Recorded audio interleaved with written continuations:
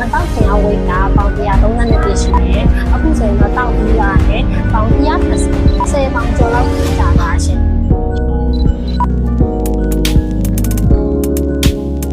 အရင်အားဆိုရင်အစားရည်လျှော့တယ်ညဆိုင်ကမစားဘူးပေါ့နော်ပြီးတော့ချင်းလေးလည်းသွားတယ်နောက်ပိုင်းကလုံးမအားတော့သွားပြတော့ဘူးအဲ့ချိန်မှာလူကဘာဖြစ်လာလဲဆိုတော့ဝါလာတယ်ပေါ့နော်ဟိုဝါလာတယ်ခံစားရတယ်အမှဒီတယောက်က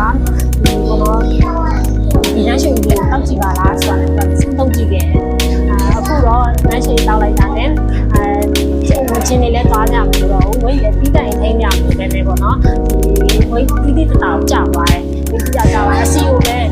ပုံမှန်တိုင်းပေါ့နော်ကြားတယ်အဲ့လိုမျိုးလေးကြောင်းပေါ့နော်ဒီရရှိကိုဆက်နေတောက်နေတာပါရှင်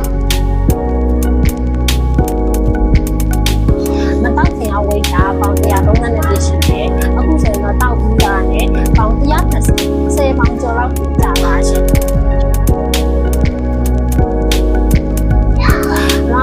တောက်ခဲ့ရတော့စုံညာပဲတောက်တယ်ဆိုတော့ဘုံညမ်းကြတယ်ဘယ်လိုညမ်းကြလဲတော့စုံညာတောက်ခဲ့တယ်တောက်ခဲ့တဲ့အချိန်မှာအထုဝိတ်ကြစီဝိုင်းညမ်းသွားတယ်ဝိုင်းညမ်းသွားတော့အဲ့ဒါကနုံးလာတဲ့အချိန်မှာနောက်ပြန်တော့ကျမအိမ်နဲ့လည်းမငြင်းညတော့လို့ခံစားရတာပေါ့နော်ဒါမဲ့နန်းချီကြီးကိုတောက်တဲ့အချိန်မှာကျတော့ဒီဝိတ်ကပုံမှန်လဲကြာတယ်အစီလည်းပုံမှန်ကြာတယ်ပေါ့နော်ဝမ်းလည်းပုံမှန်သွားတယ်စီရပေါ့ဒီလက်ရှိလေးတောက်တဲ့အချိန်မှာဒီပြင်နေစိတ်ယူပေါ့နော်ပေါ်ပါလန်းဆန်းစီတယ်နောက် green နဲ့ဆိုရင်ကြောက်စတယ်နောက်ဒီမှာဒီမှာထနာတော့နော်လက်ရှိတောက်တဲ့အချိန်မှာလည်းအရင်ပေါ်ပါလန်းဆန်းနေရတယ်ညောင်းသိတာပေါ့နော်နောက်ပြီးတော့လက်ရှိလေးကနေပြီးတော့ထနူးခွက်တယ်ပေါ့နော်ပြီးတော့collagen ဆွဲဟာလေးလည်းအဲ့ဟာလေးလည်းတောက်တယ်ပေါ့နော် collagen လေးလည်းတောက်တယ် collagen လေးကဒီမှာအသားယူကြည့်စီတယ်ပြီးတော့ဝက်ချန်ပတ်တာလေးချောစီပေါ့နော်ဝက်ချန်ပတ်တာလေးပြောလာတယ်collagen လေးကနောက်မြင့်တက်လည်းပါတယ်ပေါ့နော်မြင့်တက်ပါတော့ဒီနောင်အရင်မကြိုက်ဘူးအရင်မစားတဲ့ဒီမှာတက်တာရောတင်တယ်လက်ရှိနဲ့ပတ်သက်ပြီးတော့